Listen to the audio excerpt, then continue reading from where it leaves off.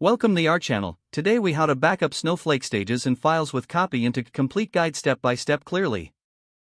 To backup files from Snowflake stages, we will use the copy into command. First, identify the stage from which you want to copy files. Ensure you have the necessary permissions to access both the stage and the destination. Open your Snowflake worksheet or SQL client. Begin by writing the copy into command. Specify the target location for the backup files. This location can be an internal Snowflake stage or an external location like Amazon S3. For example, if you are backing up to an S3 bucket, use the appropriate URL format. Next, choose the source stage where your files are currently stored. Include the path to the specific files you want to back up, if necessary. Use a wildcard character if you intend to back up multiple files at once. Now, include any necessary options for your copy into command. You may want to specify the file format, such as CSV or JSON. Consider adding a parameter to compress the files during the backup process. Review your command for accuracy, ensuring there are no syntax errors.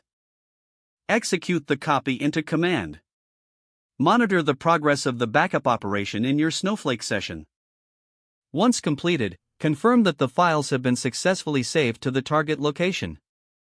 If you encounter any errors, refer to the error messages for troubleshooting guidance. Finally, document the backup process for future reference. If the page does not load, refresh the browser or try again in a private or incognito window. Make sure you are using the correct email address, then retype it carefully to avoid small typos.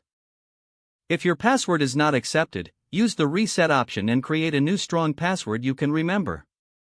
Check your spam folder for verification or security emails, then complete any requested confirmation steps.